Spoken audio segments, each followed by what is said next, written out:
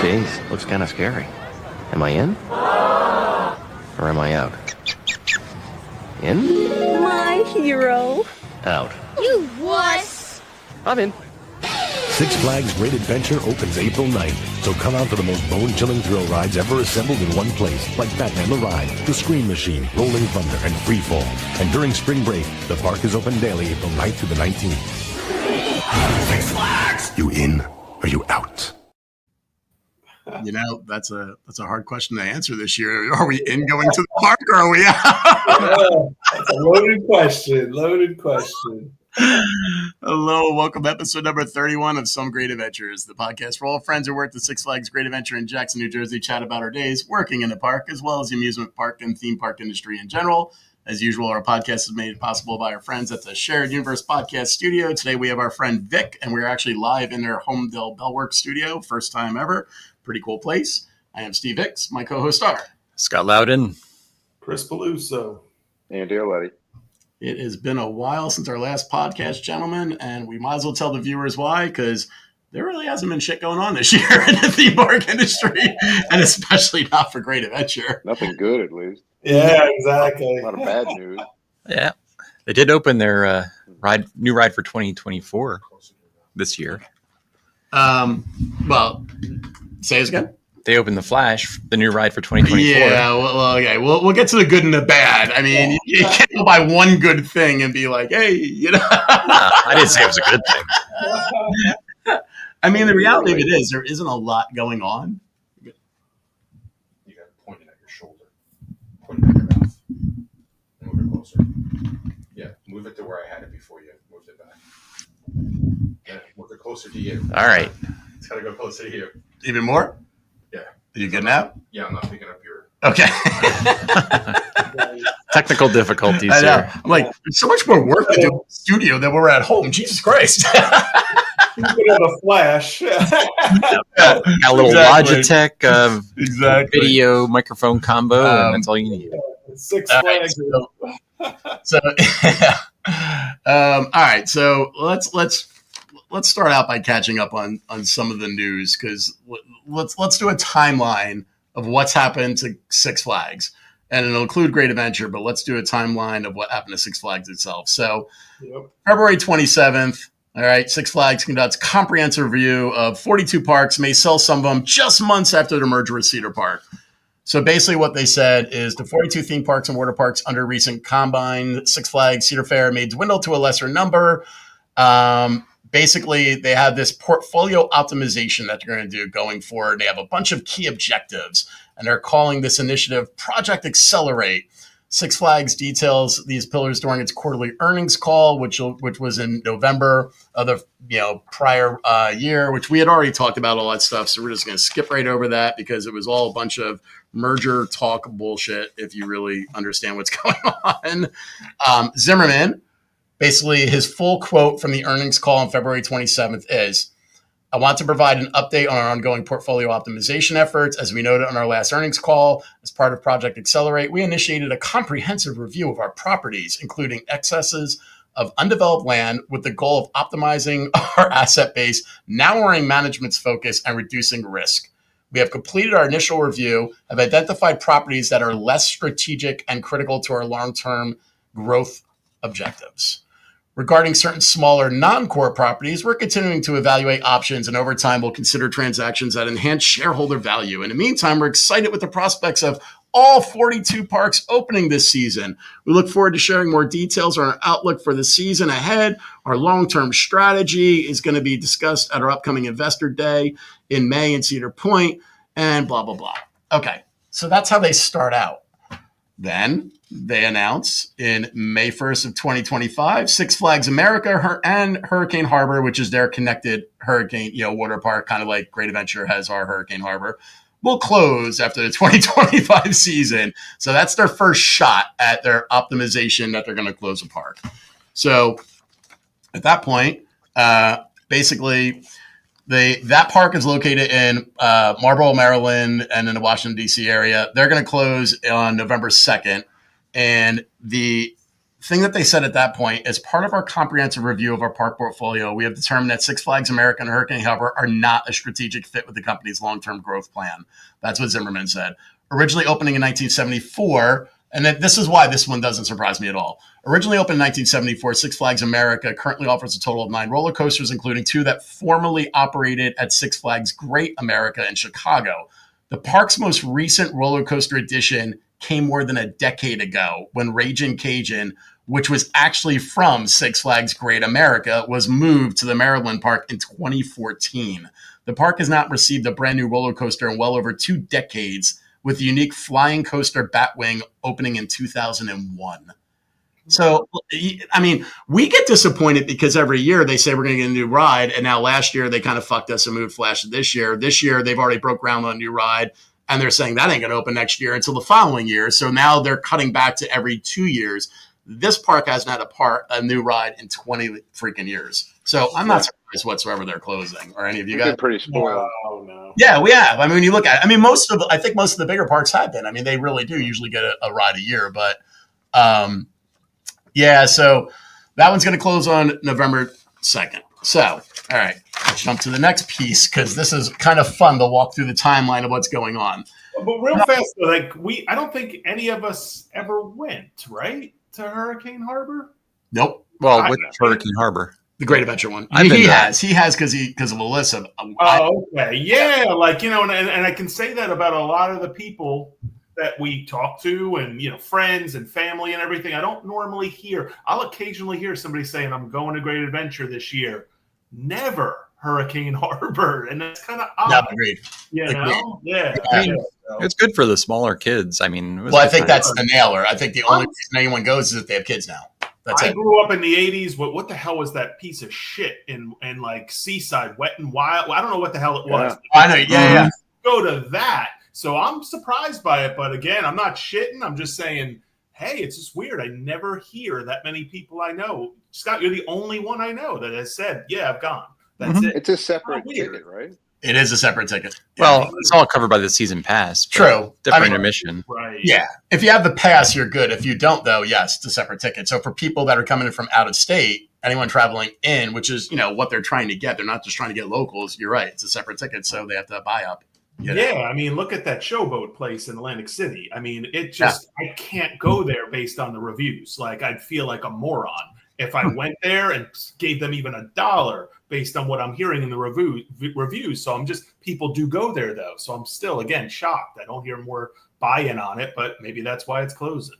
Yeah. So they bought an old water park just north of Houston here that now has been rethemed, Hurricane Harbor. It's a standalone water park. It's not like a theme park. So I've never been there either. Yeah. But I think that's the thing, though. Once you become adults like us, and if you don't have the kids, like, I don't want my fat ass showing in the park. I will say we went to Great Adventure 2 weeks ago, maybe a little more, to validate or activate Kathleen's season pass. Yeah, and like Hurricane Harbor had lines for the rides, the water slides. I don't know if that just means that they're so slow getting people through that there was a line, but yeah. The Six Flags Park Great Adventure was dead. There was like nobody in there. It was a ghost town. It was like a Monday. Yeah, I got to be honest. The groups I follow that are GA specific, they don't, like the public groups, they don't usually shit on Hurricane Harbor, but they also don't talk about it too much. No, that's exactly what I'm saying. Quiet. You look up Showboat, within seconds, you'll hear what a dump that place is. I don't hear that on Hurricane Harbor, but I also don't hear people going there. It's odd. It's true. I mean, it's basically a standard water park. I was there 10 years ago, but it was, it was new then and it was well maintained and, it had good slides. It was, Yeah. I mean, was it anything like much bigger and more spectacular than what we had in Adventure River? Oh, yeah. I mean, Adventure Rivers was like a hybrid mess of nothingness. But it was 3 separate towers. It had Koala Canyon. Yeah, you did have the rapids. You had the Riptide. So you had 2 log flume. Yeah, you had a rapids and a log. Odd concept, though. I mean, I never understood it even as a kid. A water park where you don't get wet. Yeah, it's like, well, we want to let people wear their street clothes and sneakers on a water ride. I'm like, well, I just, like as a fat old guy, I kind of get it, but I'd rather just go on a coaster. This one odd concept. Hold on, I'm going to stick up for one thing. Asian Tower would get you wet. Okay, the rest of them all sucked, but that wasn't got you wet. But that wasn't water. I don't know what it was, but it got you wet. All right? Yeah, I mean, the water park is a standard water park. It's got water slides. You choose mats, tubes, or some of them are you just go down without anything. Right. And it's got a wave pool, big one, and it's like standard.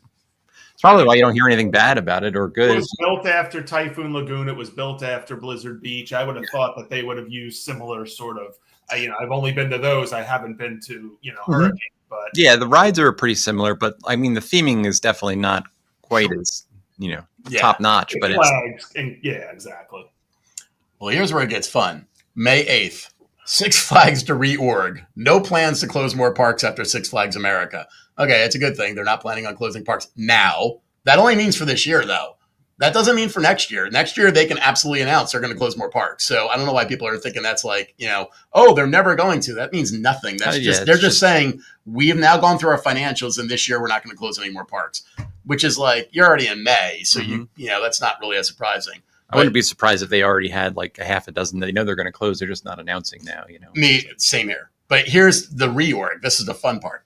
Six Flags Entertainment Corporation will reorganize its corporate workforce to eliminate, and here comes where a merger or a buyout happens. They're going to eliminate 10% of full-time staff, and the company will not close any other parks after the one shutters. Six Flags is undergoing a corporate restructuring, CEO Richard Zimmerman said during a quarterly earnings call on May 8th. The reorg will reduce the company's full-time headcount. Doesn't this sound familiar, Andy? As Zimmerman phrased it, by more than 10%. Wow, that sounds like why I left the park. Zimmerman said the restructuring began earlier this month by eliminating multiple senior executive leadership positions at the corporate level. Though he didn't mention names or positions, the restructure also consolidated functional ownership under a few key leads. These changes and others we have underway, Zimmerman elaborated, will create new opportunities for the next generation of leadership within the companies to support the cultivation of talent across the organization and meaningfully reduce costs. These decisions and other initiatives will save the company $16 million beyond its original goals by the end of 2026. Remember that number. So they eliminated 10% of their most senior staff that you would assume that what they're doing. And we're not talking Great Adventure. We're talking across all Six Flags and Cedar Park. And 16 million is what they're going to save by doing that. Now, if you read into what he said about supporting cultivation of talent across the organization, this is what happens whenever you have a merger. And I'm sure I'm not saying anything to you guys, but I've been through multiple mergers in my companies I've worked for. And what basically happens is they come in and they say, who makes the most? Okay. Who makes the least? Okay. Who's the middle people? Okay. Can any of those middle people fill those upper positions? And they'll usually go like, well, it takes like two of them to do that one guy's job. And they'll go, good, get rid of that guy. Get rid of the higher salary guy. Take the lowest position guy with the lowest amount of money. Take one middle position. You're still only 3/4 that guy's salary. You're still saving money. They're now the new leaders. So when they say they're cultivating new leaders, all they're saying is we're eliminating all the experience and we're taking our limited experience from the people that are lower tier and we're going to elevate them up. And hopefully they can fulfill the positions. And that's not unheard of. I mean, that's just a standard in corporate mergers. It happens all the time. It's the easiest way for them to cut money. So, but then it gets funner. July 30th, Six Flags cancels Christmas and Halloween events at multiple parks. So this is July 30th. So think about this. Halfway through the season, they decide to backpedal and cancel long-standing and beloved events, okay, at July 30th. We're already getting where we're only a couple months from these events, and they're like, yeah, we're going to cancel all this. So basically, Six Flags canceled previously promoted holiday events at Great Adventure, Six Flags Over Georgia, and Halloween events at Six Flags America and Michigan's Adventure. So what did they do to Great Adventure, specifically our home park? Basically, they got rid of Holiday in the Park, which really sucks for me because it's my lady does not like amusement parks. She doesn't like crowds. So the only time she'll go to the park is for Holiday in the Park because we can just do the lights and all the fun stuff, you know, go to the fest area where Santa is. She actually highly enjoys that. Well, she'll never go to the park again. Well, they just lost one person. If she doesn't go like crowds, she can pretty much go to Great Adventure any day now. Yeah, well, we're not going to get into that yet. But yeah, that is true too. You got that right. And then the joke is, though, Due to the cancellation, Six Flags Great Adventure will give you a free bring a friend ticket good for the remainder of the 2025 season. I didn't get that. I had the all park seasons prestige pass. They didn't give that to me. It's not in my thing. It's not downloaded. I'm not even going to ask for it because my lady's not going anyway, so I don't need the extra one. But here's the other thing they removed, which kind of pisses me off. They removed Oktoberfest too. They didn't mention it, but it's off the website. Oktoberfest makes no fucking sense. It literally was one food place, okay, in your front gate that would have Oktoberfest food and 3 food trucks that they would bring in. And it actually had really good beers and really good food. And it definitely didn't take them much. And hiring a fucking chef for this year and then canceling that, what the fuck are you doing? Like, why is that chef not stepping going, this is where I shine? I can make October because it's really just food and drink. That's all they do for Oktoberfest at this point. Why the hell is that guy not stepping up and being like, no, don't cancel this. We can make this a bigger thing. And it doesn't cost more because we'll make the money back on the food. No potato pancakes for Steve. No potato pancakes, no pierogies. This is the thing. Oktoberfest actually wasn't all meat. It had food I could eat. So I wouldn't be surprised if he's in the 10%. Anyway.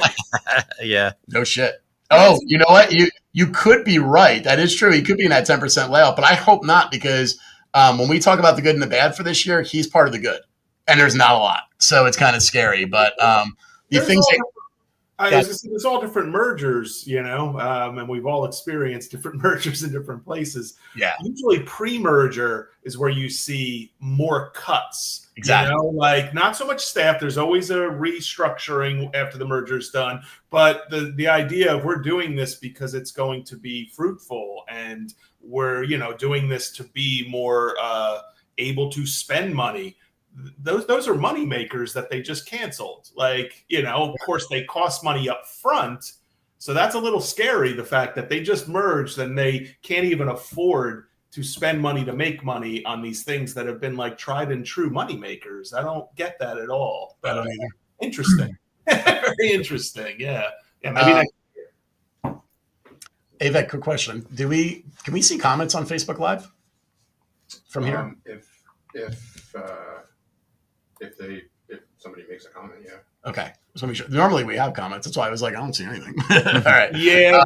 We need to connect, Steve. So I'll work on trying to connect to it. I tried one attempt and I got an error, but usually they just pop up. But yeah, it's asking me. Yeah. Weird. Shot. All right. The other thing they say is that Fright Festival and Kids Boo Fest will go on. Scott read a little thing where they said they were going to expand it, but I haven't read anything on that yet. So I don't know how they're going to do that.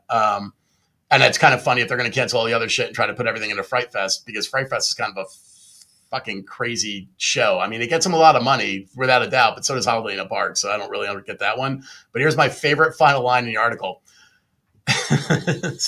This article is from July 30th, so August 1st, basically. At that point, you're already thinking about losing your staff, kids going back to college. You're already looking at your winter events, right? The last events you have for the year. And the last line is, the park has confirmed that they have not finalized their year-end 2025 operating dates, a representative told them.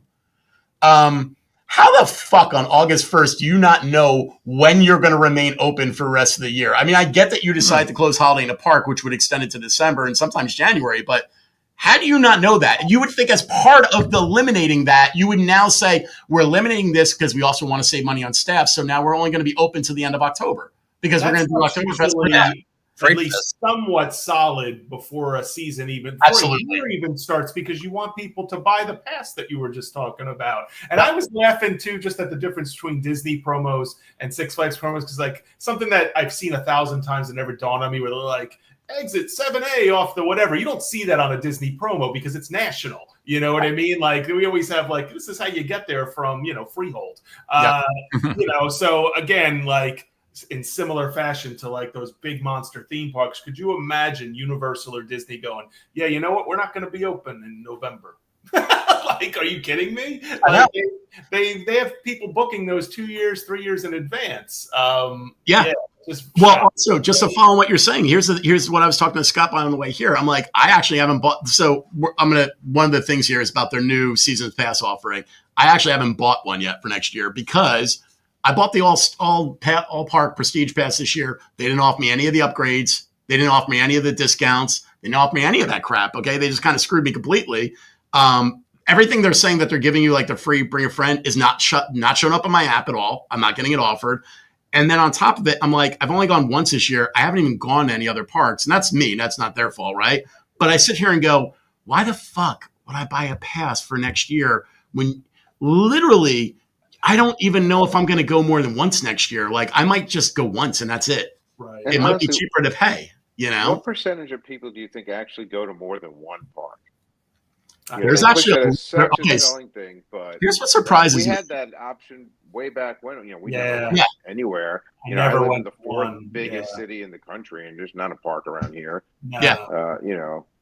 There are from the theme park groups I follow, and especially the Six Flags groups I follow, there are fanatics that are like Flumey that go from park to park to park to park to park. So they're definitely making money, and they are making money off that season's pass offering. The one they're doing this year, they are stating that's actually helping them a lot right now, like drive revenue that they didn't think they were even going to get. So I guess it's doing good for them. Is it helping them, or is it just pulling the revenue forward? Because it's pulling it forward. They're buying season pass for now and next year, and there's no additional cost for the all parks pass now. So it seems like they're kind of just pulling it.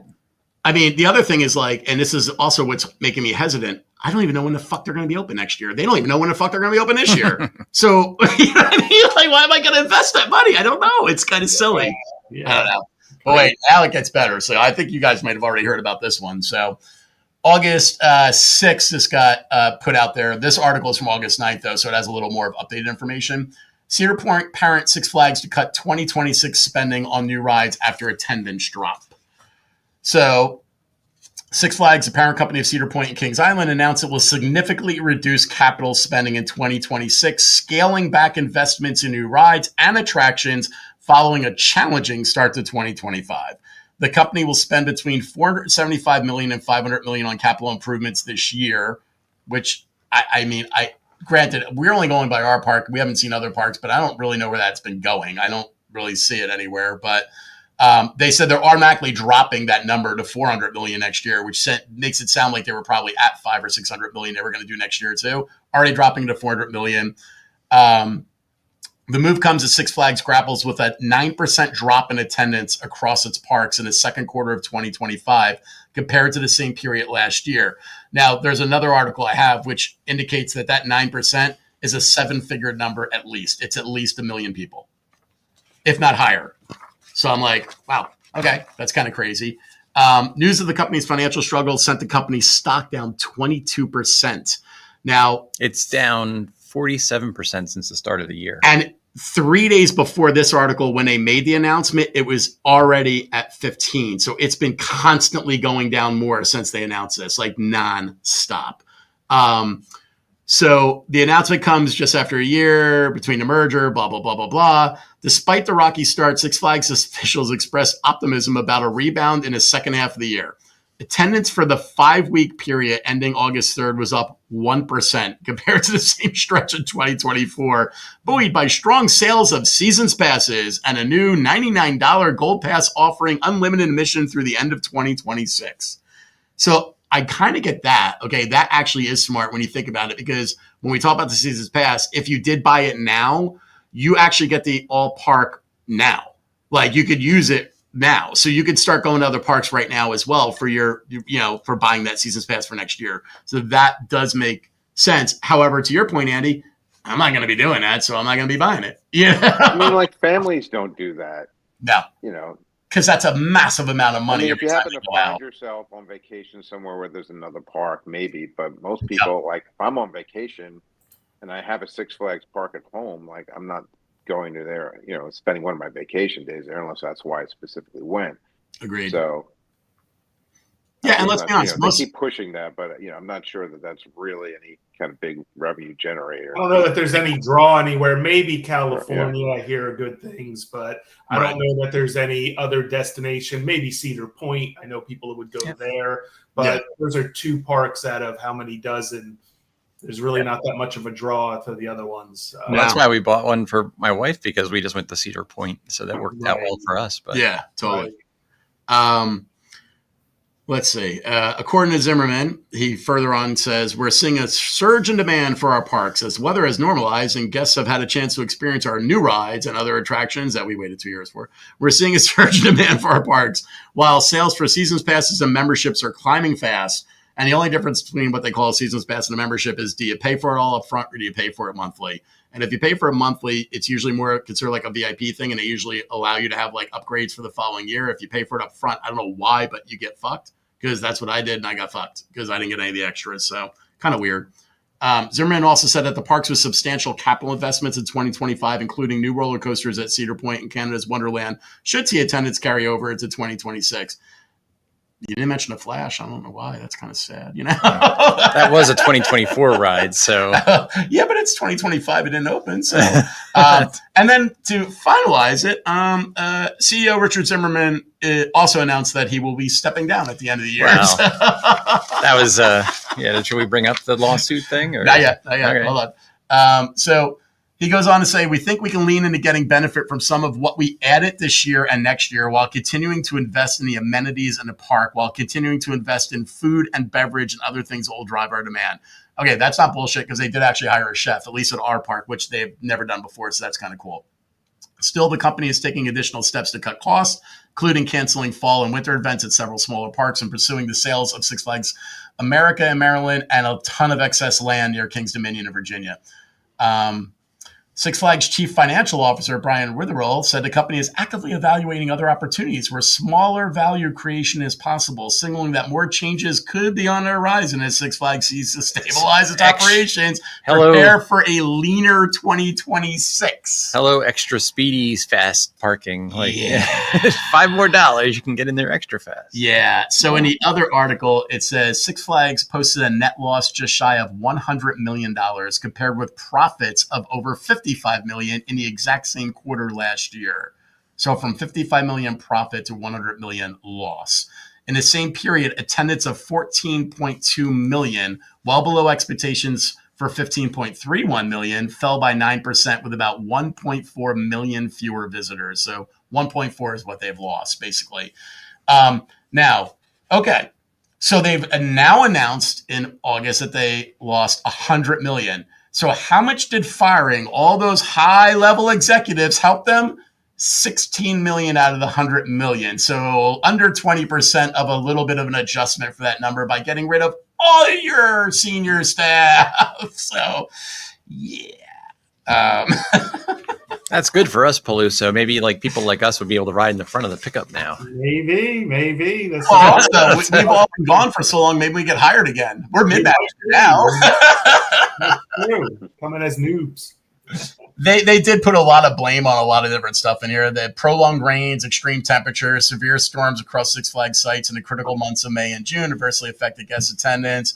Adverse weather has meant theme parks. This one kind of cracked me up. Adverse weather has meant theme parks across the country experience a slow start to the summer. Parks will likely be forced to open earlier in the year and stay open into the fall as they attempt to reduce their reliance on the summer months. Bullshit! They just canceled every damn thing for the winter. They're not going to stay open late. They're going to just stay open later and have like 5 rides open. Like, that makes absolutely no sense. That's not much of a bullshit. stretch from what they do now. I mean, that's true. It's true. And then Zimmerman announced he'll be stepping down as CEO by the end of 2025. It's been an honor to have led such talented teams through critical and transformative periods over the years. And the board has started the process to find the company's next CEO, but I'll continue to serve as CEO until the board has appointed a successor, and I'll continue to serve as the board director. So, yeah, that's, again, no good news. And then their buy-up for the park is basically this. I get what they did. Last year was a shit show on the season pass thing. We talked about it a couple of times. It made no sense. Like, there were so many different offers throughout the year that you couldn't even figure out what the fuck you were buying or what you were getting, because every single month it seemed like a new offer came out. And it's like the parking that Scotty's talking about. Like, you don't know what the hell's going on. I'm like Speedy Extreme, but everything seems to funnel into the same friggin' road. So it's like you don't know what the hell you're doing, but you paid more. You paid more. Yeah, no, it's the same thing with the passes. It's nuts. But I will say what they're doing this year is pretty smart. So basically they create their MVP, their most valuable pass, and it's their most valuable pass sale. It's supposed to have ended through September 1st, but it's still going on. They just raised the prices slightly on some of them. And they actually have a website where you can see the price of all the parks. They're all equal, kind of equalized by size of park. So like if all the parks around the Six Flags are offering the price about the same, you know what I mean? Like nobody's like, it's not like last year where every park was kind of doing their own thing. They definitely are trying to equalize it amongst the parks. Basically, if you buy the pass now, you get admission to that park for the rest of 2025, admission to that park for all of 2026, admission to all other Six Flags owned parks for 2025, admission to all other Six Flags owned parks for all of 2026, free parking for 2025 and 2026, except for Knott's Berry Farm because they have their own parking thing. And you get a bring a friend ticket for 2025. And now here's what cracks me up. It says 1 ticket for gold and 2 tickets for prestige. So you mean I have to buy the pass to get my 2 free tickets I should have fucking got anyway. Okay. So it will be good for every single one of their parks, with the exception of Carowinds and Knott's Berry Farm. Those only 2 it wouldn't be because those are special Cedar Park ones, Cedar Fair ones. Here's the one thing that they don't put out on their advertisement, but they do note in this article, despite granting entry to any park, you still have to, your add-ons only work on your park. So if you buy like, anything like Fast Pass, dining plan, all that doesn't transfer to the other parks when you go to them. You have to do that separately. And you also have to activate at whatever your home park is. Wherever you buy it, you have to activate them there. So you don't get Knott's Berry Farm, you said? No.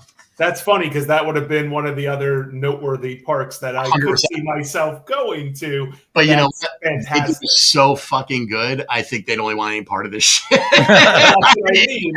Yeah, we're with you, but we're over here. Yeah. For Great Adventure, the pass was I think it's a little higher now because it's past it's past the date, but it was $79 for the gold, and it's $104 if you buy the membership, which is the monthly payments. So you're going to pay a little higher if you're going to do it on a monthly, but it's supposed to basically be the same pass. That was a deal for when I got that for my wife. It was like, $79. I got 4 or 5 days at Cedar Point for that. That's great. Yeah. No, all right. So with that, there's one more piece of news. I will pass it off to Scotty because Scotty actually has news. It's surprising. Yeah. This is my moment to your shine. Moment, man.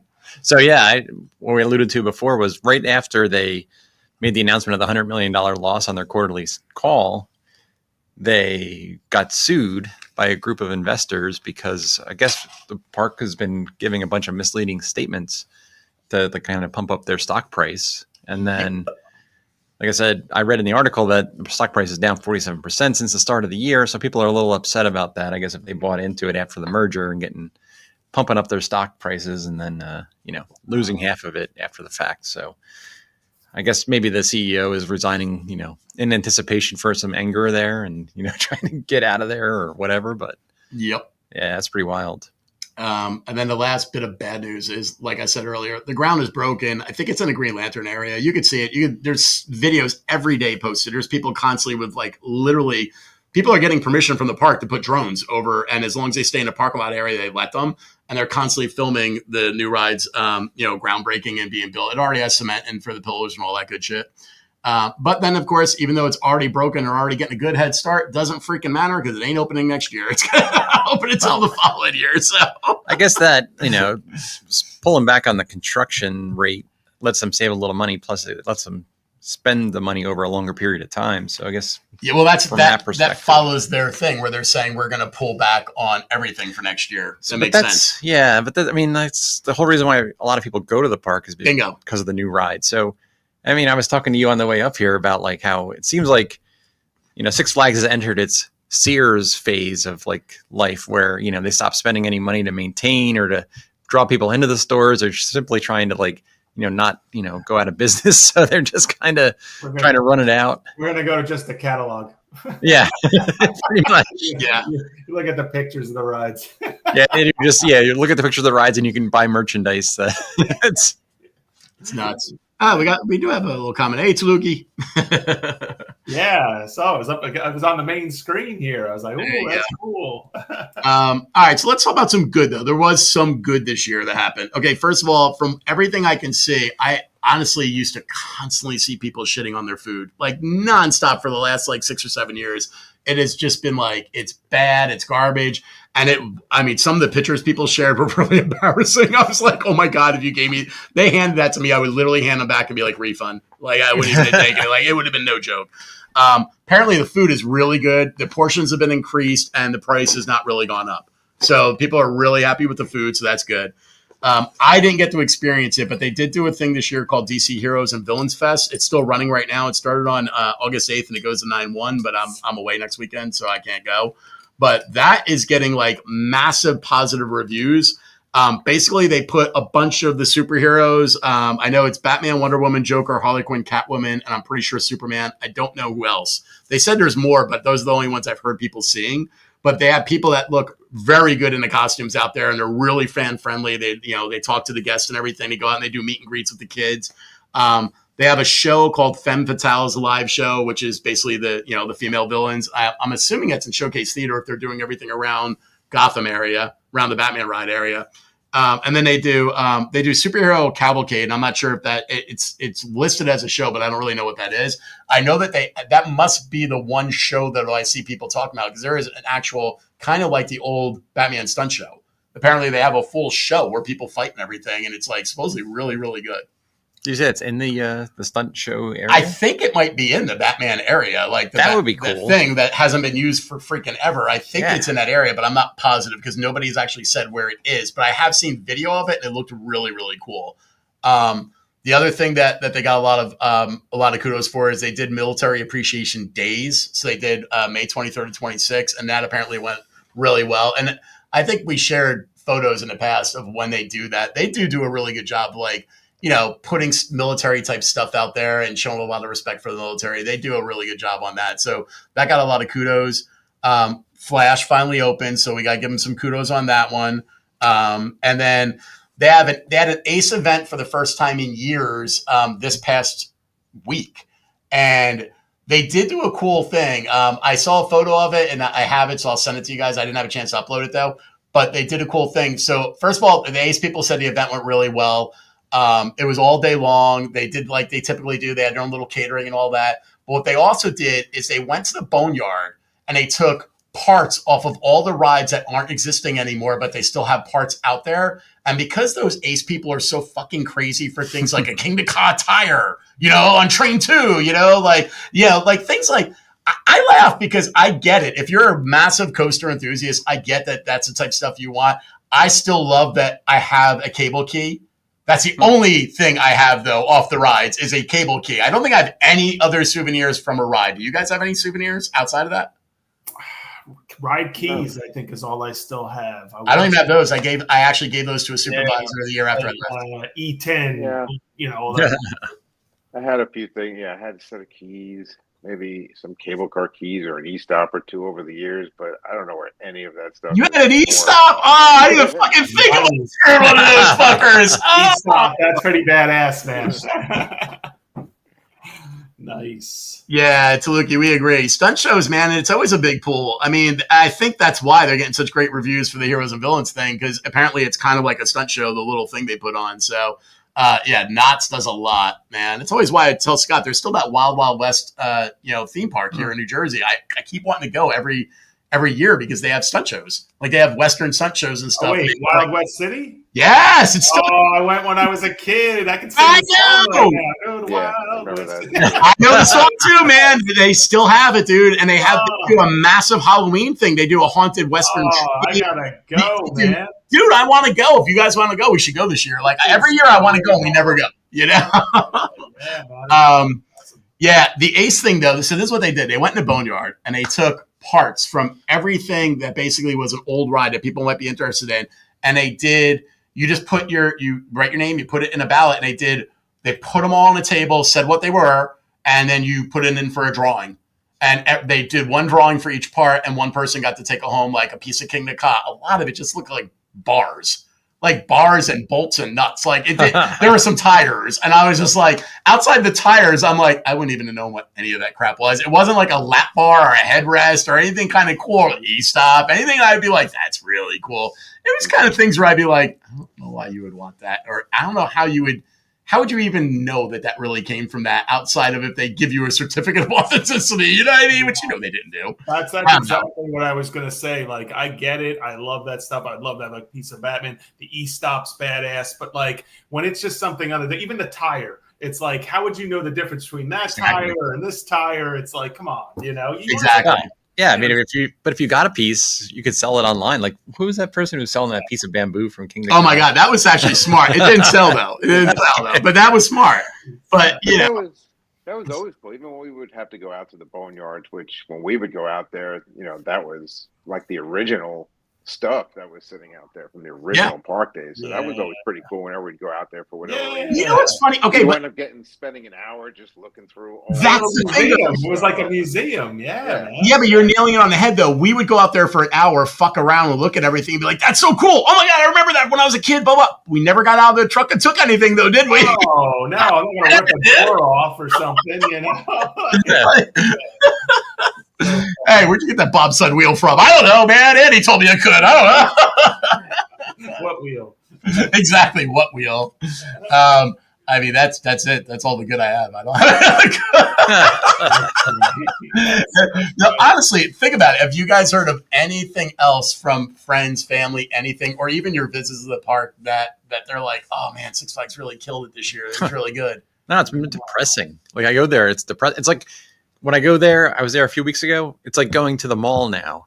Like, it is. Where it's a ghost town and you're just depressed and you just want to get out of there because you feel like you're watching something die. Yeah, I will say it's really funny. Like, they're saying attendance is up, but I'm not joking. Outside of Fright Fest, like for the last 2 months, every time I look at any posts from any of those groups, the people are saying the same thing. Like, crowds are really light today. I got on this 200 times. And I'm like, how is that possible? Like, where's everybody going in New Jersey in the summer? Then where are all the kids going? I mean, I'm sure the shore is still crowded as normal. So many fucking other things you could do now, Andy. It's not funny though when you think about it. Like, even down the street from there, they opened up an entertainment center. We have the American Dream Mall, which also has theme parks in it.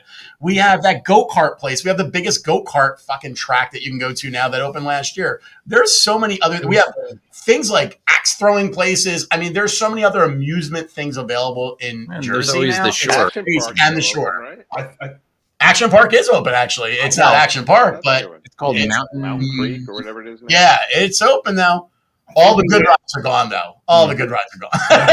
The good rides, the looping.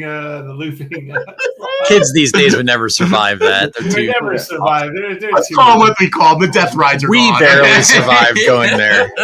Yeah.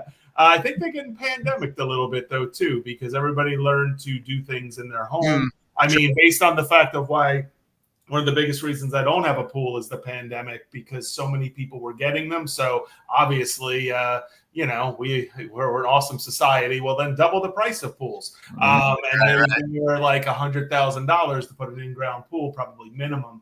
That's because of the demand. And then once you go and spend that money on your in-ground pool, well, you're not going to go to Great Adventure and waste more. You're going to use that pool. So yeah, I think they're getting hit by that. Sure. And also people didn't go on those big vacations. And now they're like, well, now we are going to go on those big vacations. We're not going to go and waste our money. Again, just got back from a big vacation. I still don't know why I paid close to $9 for a Powerade at Great Adventure in Jackson, New Jersey. It makes no sense. Epic Universe and Disney World are known as two as the most expensive places on the planet, and I never paid more than $5.50. Some of them were $4.50, $5. Why is it $9 almost at Jackson, New Jersey? I don't understand it. They have a lot of problems there. That would be one of the first things. I know I harp on it a lot, but it's just an example of how poorly it's managed. That is where you're trying to make your money on a Powerade? What are you doing? Why is this Powerade that you didn't even make? It's not a mixed drink. Right. Took off the grill. This is a Powerade. Charge them for the ribs off the grill. Charge them for the potato pancakes that they're making in front of you. Not making them anymore.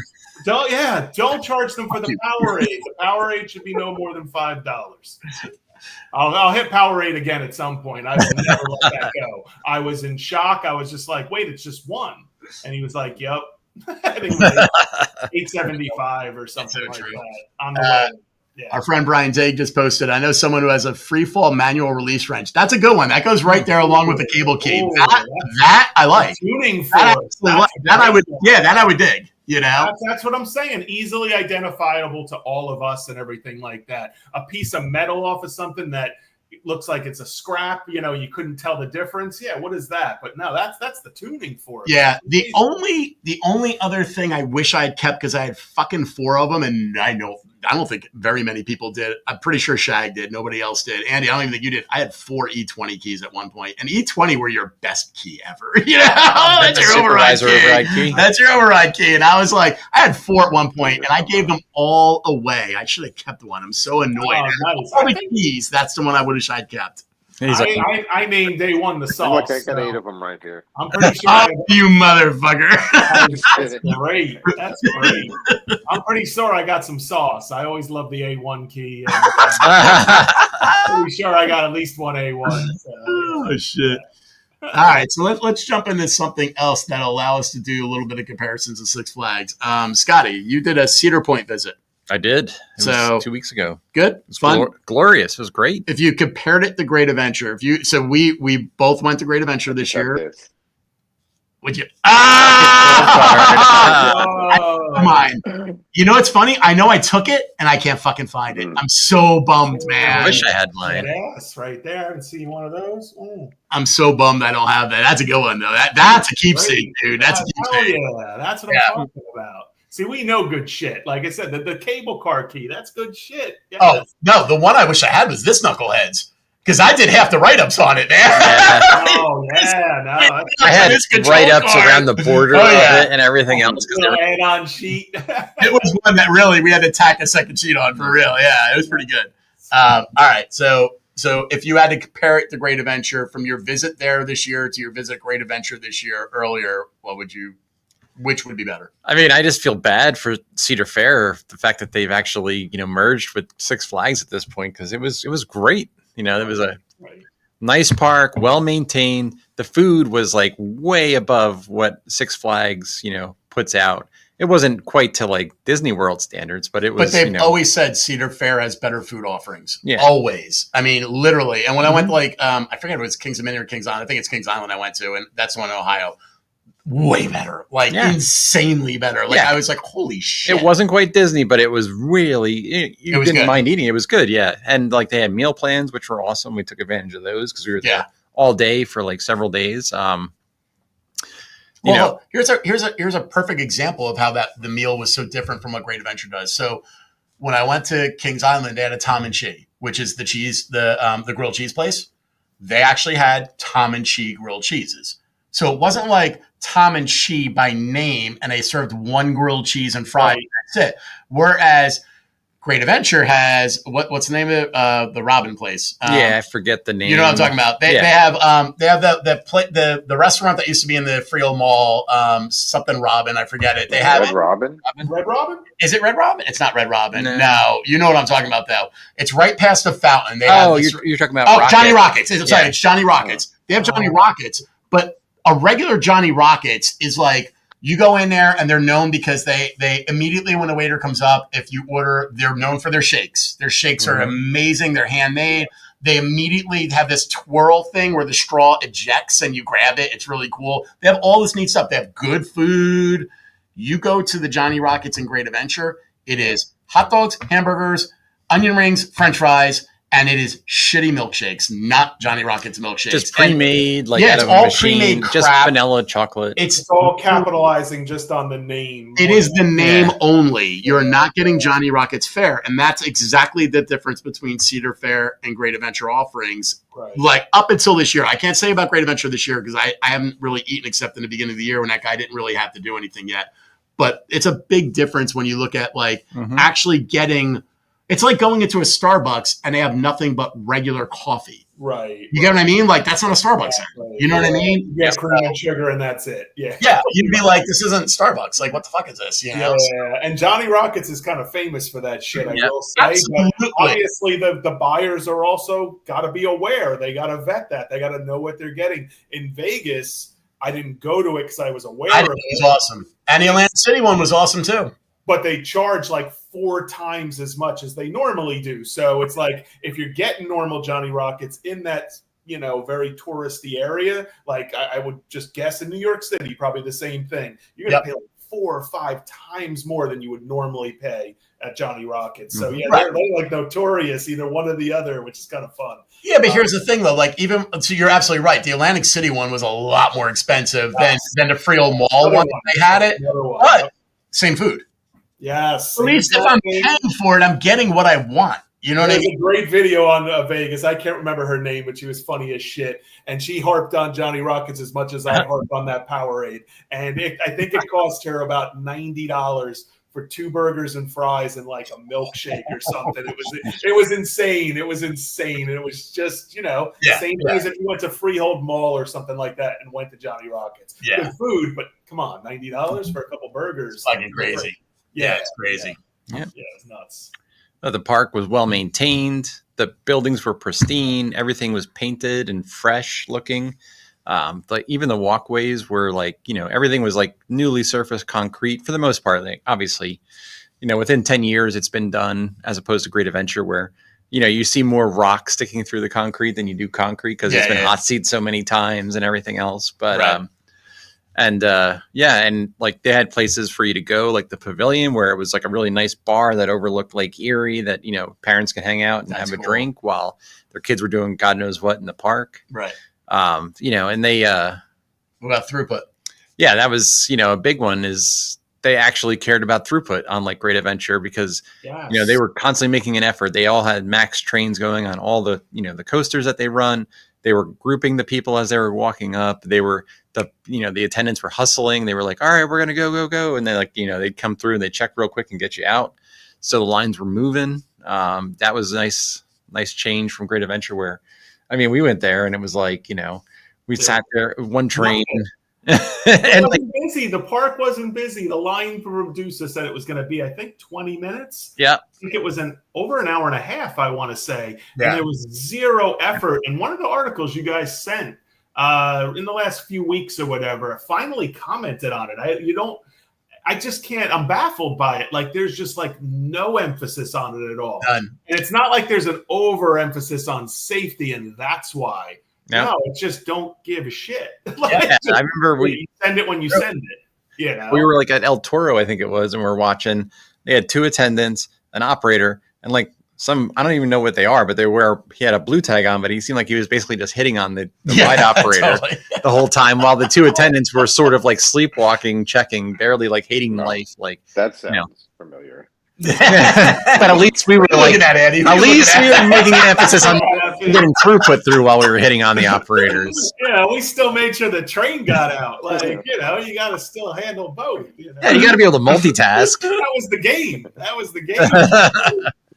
Yeah, there was no comparison. It was amazing. I had a great time. The family had a great time. It was. I go to Great Adventure. Like I said, I get depressed. Like I'm in a mall, and I went out there. It was a lot of fun. Everybody was enjoying themselves. Gotcha. Yeah. So I went to Disneyland for my first and probably only time. I've never been to Disney. I've been to Disney World a billion fucking times. I've never been to Disneyland. I don't go to California a lot. So our family did a big trip there, and we did a big trip. Like we went with enough days. I think we were there for 5 days. So we went there specifically so we could hit everything. And I was happy about that because I was like, I'll probably never come here again. Like if I hit everything in my lifetime, I'm 55. I'm probably done. It was so fun. Like clean, fast, efficient. When rides broke down, they broke down. There's nothing you could do about that. But they were actually, they communicated to you about it. They let you know if you want to wait, you can, but we don't know if it's going to open again. If they knew it wasn't going to open, they booted you right out, which I actually appreciate. I don't want to sit in a fucking line if you're not going to reopen for another 2 hours. I don't like, especially in the heat there, The shows were absolutely stellar. Like, holy shit. We went on the last night they did Star Wars Celebration, and that is something like, look, I wish I could see the heroes and villains thing that Six Flags is doing, but literally that's it. That's the one show outside of Fright Fest that they even advertised for this year that's special. Yeah. The Star Wars thing was so insane. We're there on the last night, and we did a everybody had their lightsabers up with a Rey impersonator who had us so fucking pumped. We were because we were in Batuu, and you literally felt like you were in Star Wars. She's like, all right, everybody, sabers up. There were like 300 of us with our lightsabers up, like little nerds, all happy and crying. We had a holographic fucking special entire story going on just for this event. Special merchandise, which we did get fucked on because the last night they sold out of everything in the entire park before. They didn't even hold anything, and that was a little disappointing. And I will say the only negative thing I can say about Disney, the employees that were there actually had the balls to make the comment to my cousin, well, you should have came on the first day. They fucking said that. And I'm like, that's not the right thing you tell a guest when you're out of stock of something, you asshole, you know? But otherwise, it was absolutely amazing and fun. Again, we hit everything. I don't think I need to go back. And most of the stuff I really enjoy is already in Disney World, although it's a different version. Like their Pirates is way better than Disney. It is. It's better. Holy shit, it was cool. Yeah. But I loved it. And if I had to compare the two, like you could see how enthused I am right now. Like honestly, if someone was like, you know, hey, we have an extra ticket, you just have to pay for the airfare and you can go to Disney for 5 days, I'd go again. Immediately, I'm like, you know? I'm not going to voluntarily go again because, like I said, I'm pretty sure I hit everything. But, and you know, they don't get enough new stuff for me to need to go there that Disney World wouldn't get. But I'm happy I went and I had a really, really good time. Nice. Now you, Peluso, you did the big one. You did. I did let it all. We did it all. Yeah, it was a big trip, a couple weeks. You went 2 weeks? Yeah. We were there a long time. So did you hit all 5? You hit all 5 portions of Epic? Oh, yeah, absolutely. It was like, and again, I'm sick, so I'm not going to do it justice as far as how awesome it was. No, just give a quick overview. I got to ask, epic.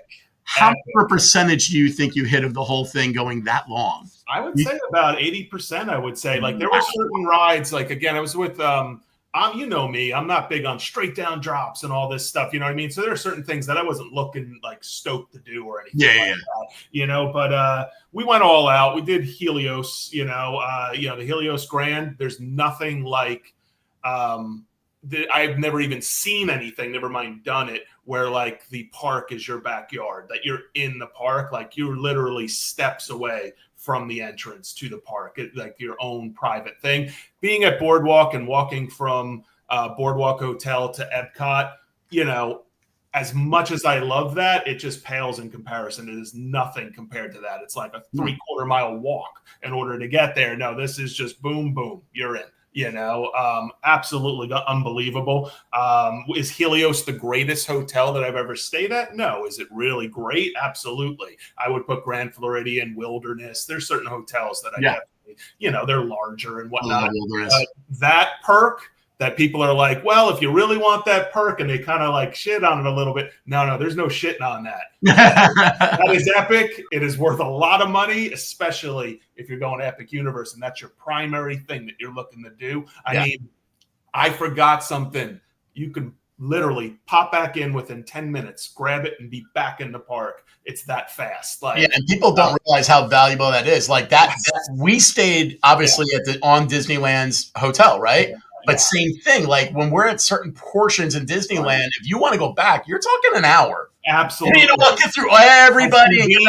And that's like ultra convenient. It's awesome. I'm not crapping on it at all.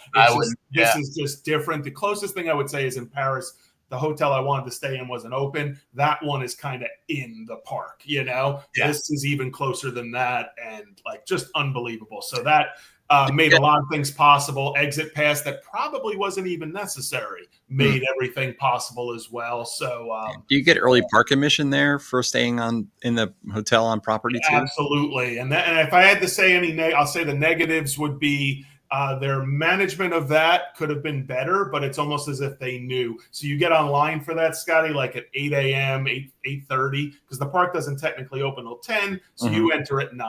So you get on that like around 8:30, and it's a long line, and you're kind of sweating it because it's a long line, and I want to do this. There is nothing to sweat. It doesn't matter if you're on the far end of that line, because one of the things that they did poorly was they didn't say, hey, fill in all the space on this line. All of a sudden, all these people just started flooding forward. and you're just like, whoa. And I'm the guy from Jersey. I'm like, oh, like, what is this? Like I was the first one probably to say something, and I'm not usually that guy, but it's like there were people there at 7:30 in the morning lined up for this thing. Probably because there was no worries. You know what I mean? Like, right.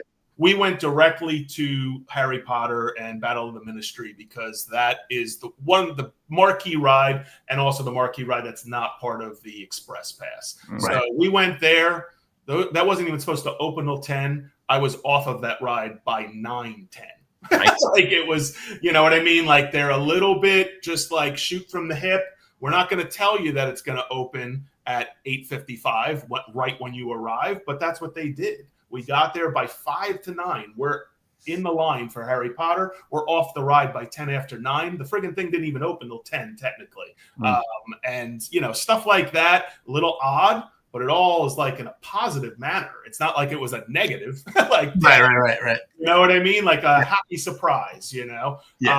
Awesome. Absolutely epic ride. I would say probably the second best I've ever been on, but Darkmoor, Monsters Unchained is, again, a little bit of the genre in there too. Did you eat in the restaurant? Oh yeah, all of them. Yeah. The entire Frankenstein's like castle is fucking insane. The windmill with the restaurant in it is like, that type of stuff. I'm just like, we didn't want to do that the first year. We didn't want to deal with the crowds or anything, but I absolutely want to do it. Like it's so down my alley, You'll love it. Again, you're not going for the greatest cuisine or anything like that, but I will say some of the things, the pretzel steak at it's like Olga's. Yeah, Olga's doesn't have the best food or the best drinks, but they're okay, and the experience is amazing. Some of them are surprisingly really good. That garlic pretzel steak, whatever the hell they're doing to it, I think they're flash frying it or whatever. Yeah. Fantastic. That thing is great. Right. The burgers and stuff like that, they're good. They're good. Speaking of food, what I mean? Dracula burgers and shit like that. I ate a brain panna cotta. That was fantastic. It was great. But Monsters Unchained, just epic is the best way of saying. You're going to just be like, the queue alone is a better ride than most of the rides I've ever That's what I heard. You know what I mean? Yeah. Unbelievable. But talking about food. So Taluki just asked me if I got a Dole Whip. Come on, Taluki, I'm a fat kid. Of course I got Dole Whip, man. Back to you, Chris. I get all the Dole Whips. They have a lot of kinds now. I got to also highlight something that I never really was that big on, were the character interactions. And like I'll even say that's what I want to go to the monster section for, because I saw the bride, I saw the hunchback. Oh my God. Igor and the Invisible Man. Right. Absolutely fantastic. How do they do the Invisible Man? I'm intrigued. He's got the raps. Oh my God, they're so much fun. I'll send you videos and whatnot. They're a little embarrassing for the podcast, but I'll send them to you guys. But they're fantastic though. Absolutely so good. No matter who's doing it, and to be honest, it always seems like it's the same Igor. The Invisible Man can easily be swapped. Igor, it always seems like it's the same guy. It might be, because it's kind of like if you build the lightsaber in Disney World or Disneyland, there's basically only 2 people at each place that do that. Like they have a guy to cover the main guy's day off, and that guy is like, this is my job for life. I fucking love this. Yeah. This is the best job in the world. And I'm like, it is. He has the best job in the world. Like he does the lightsaber ritual, helps you build a lightsaber, and that's that. Like that's amazing, No, so friggin' amazing. Like Nintendo, I'm a Nintendo fan. I was more of a PlayStation, Sega Genesis. You know what I mean? Like I like Nintendo. Was the Mario Kart ride though cool? Because I love playing Mario Kart, and the idea of being able to shoot that turtle shell at someone makes me happy. It's fun. I will say it's the most congested of all the areas. It has probably the best entrance and reveal, because when you walk in, it's just total Nintendo chaos. Yeah, it's everywhere. So badass. Awesome. But congested, lots of stairs, things like that. And of course, I probably, if it wasn't 120 degrees, and also, Mario Kart broke a couple times. They're all new rides and whatnot. Yeah. We got that same spiel like at least a dozen times. And, right. That can wear on you a bit. But, Yoshi, you don't wait more than 30 seconds on that. You know what I mean? But, right. You know what I mean? Didn't do Donkey Kong. It wasn't part of the Express Pass, and it was another coaster, and everybody was a little coastered out.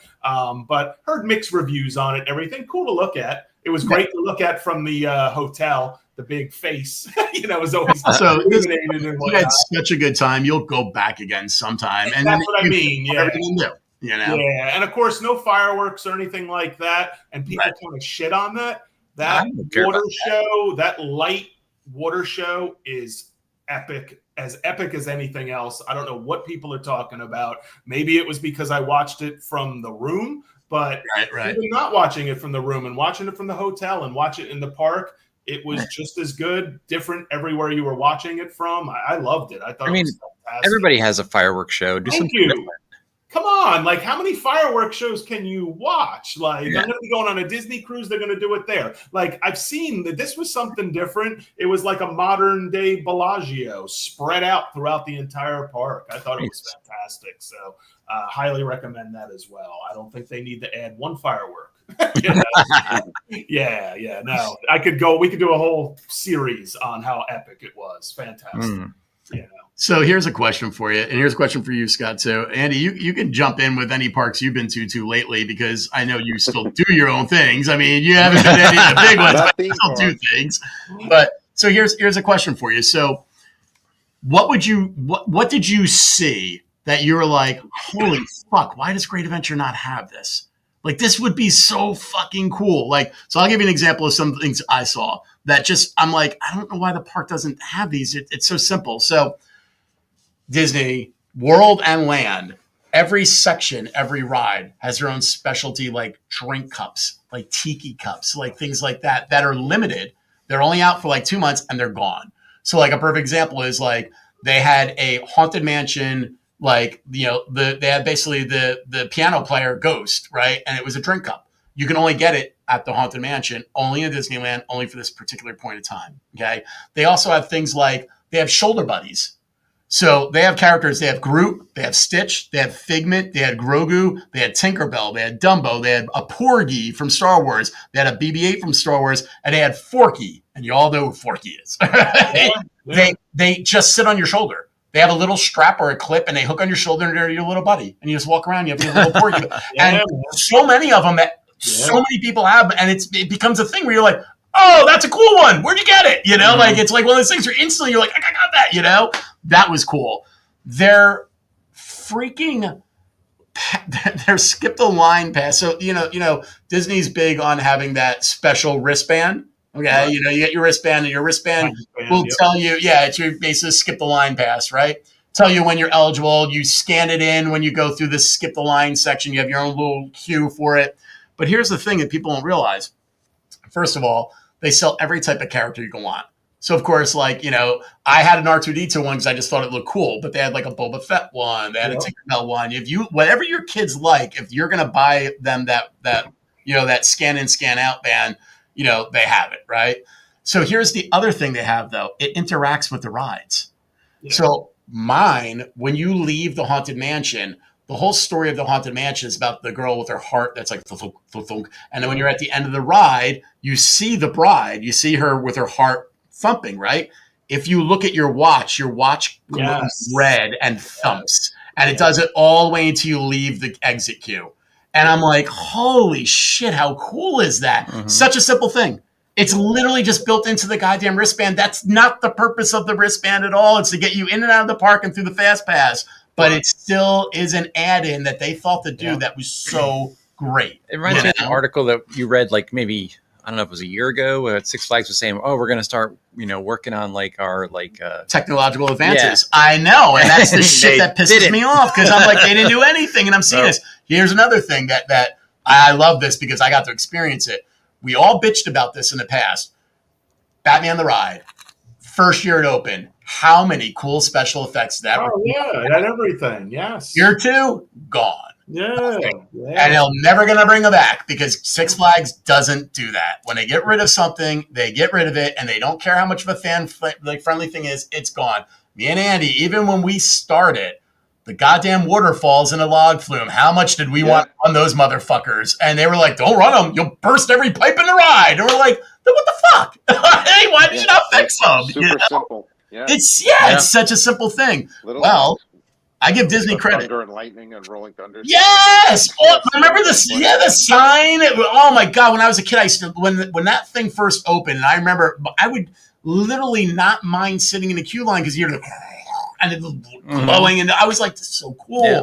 Right. Wish I was Yeah. Thunder, Lights on the wish I was mine Lightning. train. I never knew, but Yeah, Thunder and Lightning, exactly. Yeah. But yeah, I mean, Cedar Point, there was Siren's Curse. They actually had like a themed queue line, which was, it was lightly done. It wasn't like crazy like Disney, but it also probably has more staying power than like Batman the Ride. Right. So it was like, you're basically in the docks of like Lake Erie, like a shipyard or something. And, there was some sound effects. There was one smoke machine somewhere, but it worked well. It was like, it worked for what they were doing. They weren't like trying to be Disney. They were, they're focused on amusement. They're focused on like coasters, and that's what they do. But it worked for them because it was like, oh, this is nice. It's Unfortunately, they put all their money into that queue line because that ride breaks down every fucking week. It does. That's the ride that I posted on our Facebook page, the evacuation. Yeah, I mean, I was evacuated. I was going to ask about that Siren's Curse. If you went on that, that's the one, right? Yeah, I did, and I was telling Alyssa, and I sent her the video, and I was like, I so hope it breaks down while we're on there.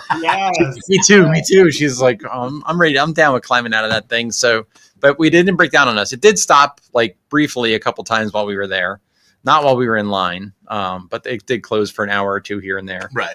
But it was a good concept. Like the tilt coaster thing's kind of cool. It builds your anticipation. But in reality, like once they let that thing go, there's nothing to that ride. It's almost like a mine train. It's not very big. You look at it compared to the other coasters, it's like basically like a kiddie ride compared to like But it was enjoyable. Certainly the tilt factor was pretty neat, and very cool. Yeah. Well, the reason I was bringing up like the things being broken and never repaired again is Disney's going back, and their Imagineerings are fixing the things that were fan favorite things that were in when the rides were first open, and then they just didn't work out and they had to get rid of them because they were like a nightmare. They're still trying to figure out how to go back and fix those. So Rise of the Resistance at Disneyland, when that opened, it used to have this car come out, like a fucking ship come out and gun at you. And it was massive and it was cool. And it went away right after the first year. They brought it back. So when I went there, I got to see it. And I was like, oh my God, this was absolutely worth them re-putting it in. It was so cool. It was such a simple thing. So fast, so simple. Most people probably don't even notice it. But if you know it, you're like, that's pretty fucking cool. And they're doing that. Disney's Imagineers are going back and they're looking at a lot of the rides that are like, and they're trying to enhance them. They're trying to either fix them or put stuff back into them that they don't have. Another thing they're doing for the Millennium Falcon ride, I don't know if you guys know about this. So you know that the Mandalorian movie is coming out next year, right? Yep. So what they're doing is they have Mando and Grogu's Millennium Falcon mission.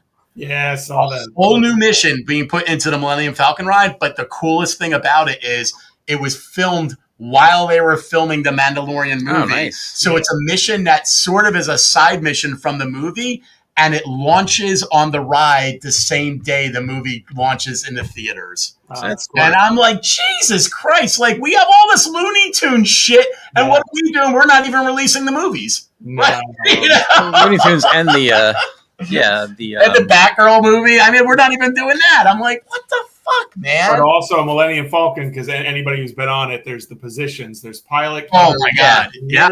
Gunner. The engineer, like we're watching it, Sam and I was like, for the love of God, make it the engineer that communicates with Baby Yoda. And sure enough, because it's the spot nobody wants. Nobody wants the engineer spot. So dude, that's escalated now. Let me tell you something. When we went on that ride, it was the only thing that I actually got mad at my family that whole week. Because when we got off, they blamed me for the shittiest ride. Because like you just kept screwing up. You kept hitting everything. I'm like, I totally wasn't. I got so mad. I was like, fuck you all, man. Now when I ride it, I only gun. I'm only a gunner. I don't want to engineer anymore. The engineering was hard though, man. But they actually made me mad because they all were like mean about it. And I was like, why are you being mean, man? I did the best I could. I did. I tried, So good. Come on. So what do you guys think? I mean, so from your experience at Epic, your experience at Cedar, and granted, that's not Six Flags. I mean, granted, I understand they're all merged now, but they're as of being the first year in, they still have their own thing still.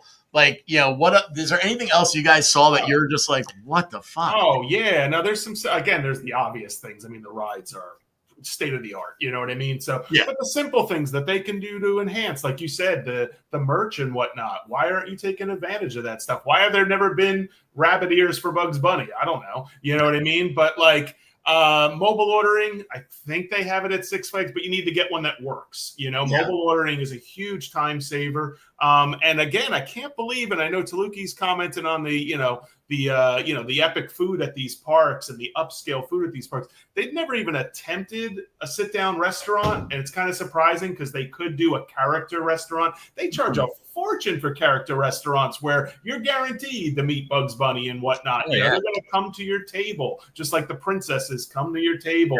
They've never even attempted that, and now Universal Epic has shown them the way. A lot of people are calling them like quickables, like quick service table service. It's kind of a hybrid where you walk in, you find your table, you scan the barcode that's on there, the QR code that's on there, and you order. You order right from your table and they bring it to you. Everything else about it is pretty much like a table service. It's a nice hybrid, and it might be a way for them. It would be great if they could just do flat out upscale nice restaurant where you can go in and be waited on, but they should be able to handle that. They definitely got to handle in 2025 mobile ordering. That there is no reason why you should wait more than a few minutes for food, especially when you're paying that much for food. So those are easy wins for them, and will get them more money and shouldn't cost them much. True. Yeah, I mean, I did the character breakfast at Disney World, and I did the dinner with the princesses, and it was ridiculously expensive. But I tell you what, my kid loved it so much I didn't mind. We even did, because our last day in Disneyland was Mother's Day, and we did the character breakfast too. And again, even as adults, I was wearing a Pity Rescue shirt, and my favorite character is Pluto, and Pluto immediately walked up and was like, clawing at my shirt and kept hanging on me, and I was like, oh my God, I'm in heaven. My favorite character loves my shirt. No, we were at the Wilderness, man. They come into the Grand Floridian. Chip danced with my mom. It was fantastic. You know what I mean? Like in the Wilderness, same thing. They all came in every morning at 10:30. They'd show up in the lobby and whatnot. But even Whispering Canyon, at Wilderness, anybody who's gone there, it's like an all you can eat. They come and bring you everything, and it's family. So, it's family style. It's something that can be handled even at Great Adventure.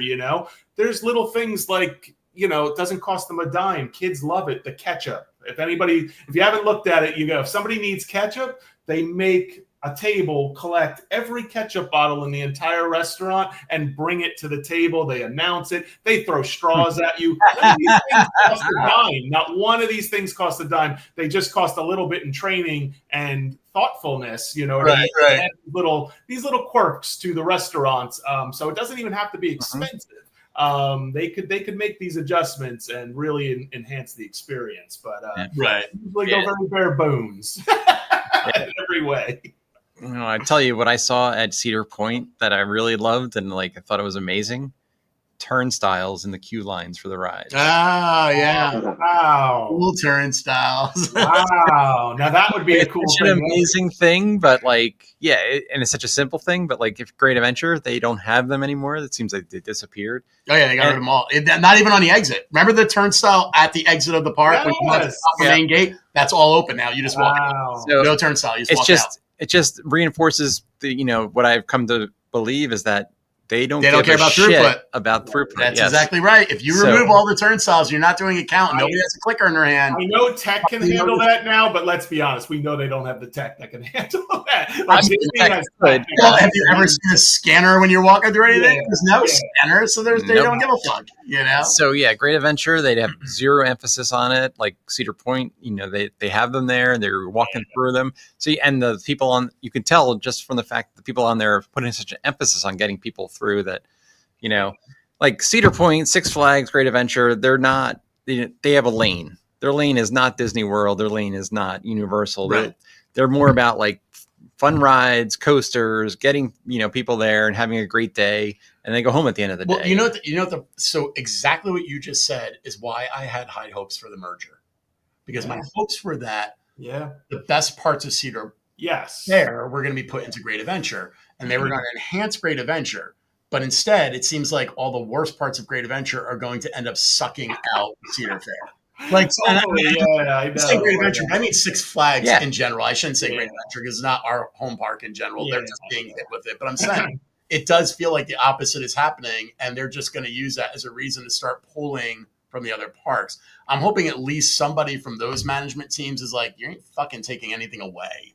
Like, you may not be able to add anything more, but you're not going to diminish the park. I'm hoping at least Cedar Fair is smart enough to do that. You know what I mean? Yeah, Cedar. I mean, like, Cedar Point's shows were more fun. They were accessible. You can get in there. It was easy. It was smaller venues, but like, and the bottom line is, you went there. You actually got on a bunch of rides. You had a great time. You ate good food. That wasn't like Disney World or Epic, or Universal standards, but it was good food that you enjoyed, and like that was it. Like, but like Six Flags seems like they're like, we don't care about like people being happy anymore. We're just here, and they're gonna come. But like Cedar Point and Cedar Fair, I guess they still believe that you actually have to provide like a good product to get people to actually come there. So it's like Great Adventure, and I don't know about the other Six Flags parks, but like when the pandemic hit and customer service went to shit, and they just never got out of that and came back to the whole. It's true. They haven't come back. No, they haven't. And like I said, like, oh, sorry, go ahead, Andy. I would say, I'm as someone who doesn't really go to amusement parks, of the four of us, the last time I've been to, I went to Disney maybe 12 years ago, and it's been 20 years maybe since I've been to Six Flags. Wow. But what it seems, Great Adventure or Six Flags was not meant ever to be a destination park. Like, no one's going on vacation to any of these places. So if I'm going to go there 5 or 6 times a year, I don't want to spend $300 at a character like this. I don't care about name brand sit-down restaurants. Go back to the basics. Have something there for people of all different ages. Have some shade for people to sit down, and don't make it ridiculously expensive to come in. Have a couple of shows. Serve a few different things: burgers, pizza, and ice cream at a decent price. And, I don't understand what's so difficult. It seemed like the more they tried to make it fancier, the worse it got.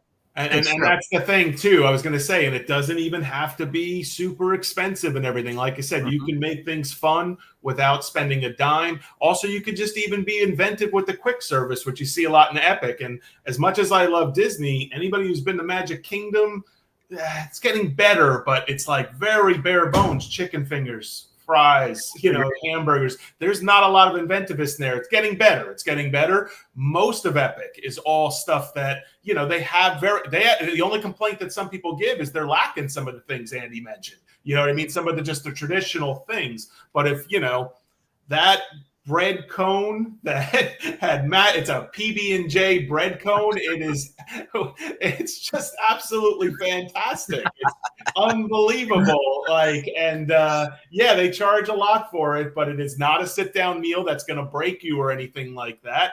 And even in my biggest fat self, I don't know if I needed even a whole one. You can share it. And it was different and it was fun, A lot of the stuff is just fun even to try.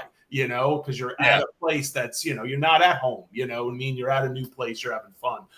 They can do it without adding much, We'll talk I remember back when we were there in the 90s, I remember, it was kind of like a fork in the road. At that time, like their attendance was banging. Like they had 50,000 people a day in that park every day, in the summer, weekend or weekday. It didn't matter. And they, it seemed like, the whole thing was, we need to, be more like Disney. We need to be more like Universal and more year round. Well, no, you don't. You could just focus on what you're doing well. And it seems like they tried to choose the wrong path, tried to become a theme park, year round destination resort thing. But Warner Brothers tried. Yeah, Warner Brothers tried, and they would have been better off with, like you're saying, like Andy's approach, doing everything very, very well for what it actually is, because you never open the hotels, there is no Wilderness Lodge, you know what I mean? There is no Grand Floridian. Wait, they do have. I don't think anybody's staying there either.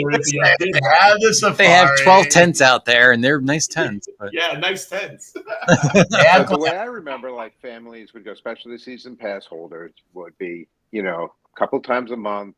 Maybe you'd go in the park for half a day. You'd ride a few rides, eat a meal there. Maybe you watch the fireworks. And you come home. It didn't have to be a destination. You definitely weren't spending $1,000 there. Yep.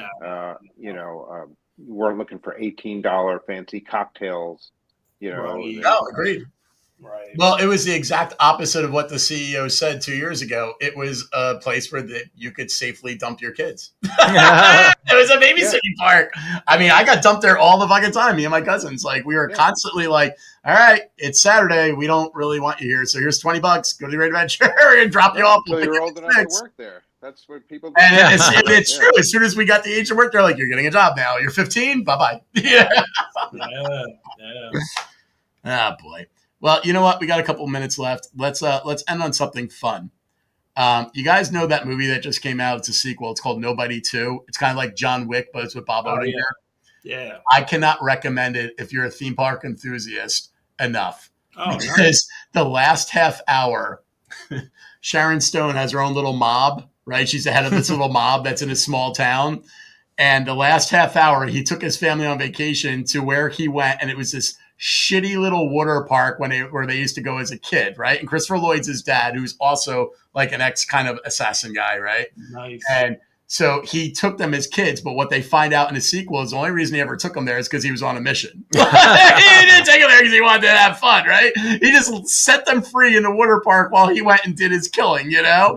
So, of course, if you saw Nobody Won, Bob Odenkirk fucks everything up all the time. He's like, John Wick, but he fucks shit up. Yeah. Like, he makes mistakes. So he pisses off Sharon Stone. He burns all of her money and gets her really pissed off. And the water park is connected to carnival rides. So you got carny rides and a water park, right? And they know she's coming in to kill him. So the last half hour is him, his dad, and two other people booby trapping the water park and the carny rides to take out the mobsters. And one of my favorites are the slides at the water park have spikes and razors set in them, and you watch the mobsters get annihilated on them, and the blood just flows. And my absolute favorite, they have the exact same ball crawl we had in the kiddie land, and they put landmines in it. and they know where they are, so the good guy runs straight through the middle, and all the mob guys go, and you see the balls and the blood fly. I'm like, oh my God, this is what I wished every time I was annoyed at the park. Yeah, we had different kind of landmines in our ball crawl. What's that? Is that on it? It will probably be next week. It came out last week, so I assume by next week it'll be on streaming. So yeah. It's absolutely worth it. And the other thing I'll tell you is, remember we talked about how Disney lost, basically Steamboat Willie, their first Mickey Mouse cartoon, went into public domain, right?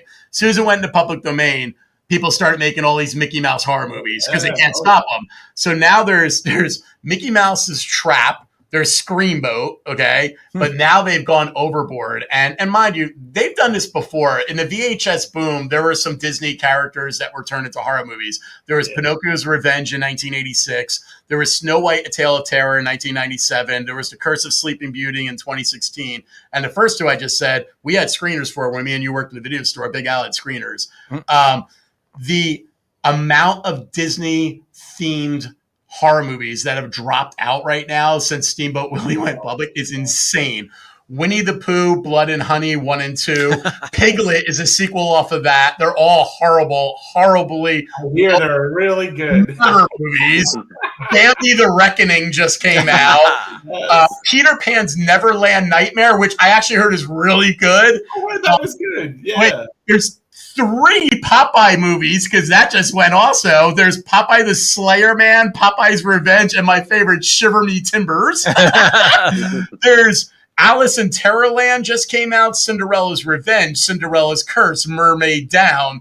There are so many horror movies. If you dig Disney, but you've been so sick of watching them because your kids watched them forever and you just want to see a horror version, I'm telling you, go on Tubi or go on Amazon. They have every one of them. They're all on there, and most of them are for free on Tubi now. So they're absolutely fun to watch. But if you get a chance when Nobody 2 comes out on some whatever it's streaming it's going to come out on, HBO, whatever, I cannot recommend it enough for that last half hour. It is so fucking fun watching it. Watching this amusement park just annihilate mobsters was so goddamn fun, you know?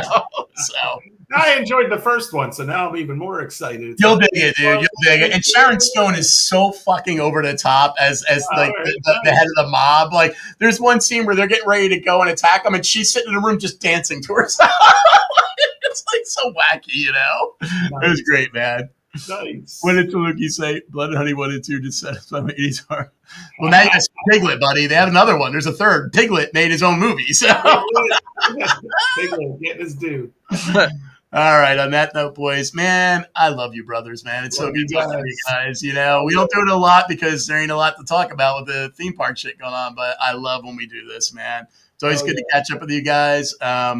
Thanks, everyone who listens, joins us on Facebook Live. Signing off for now, I'm Steve Hicks. My co-hosts are Scott Loudon, Chris Peluso, and Auletti. Thanks, everybody. Make it a great day. We'll see you all soon. Bye, guys. Bye.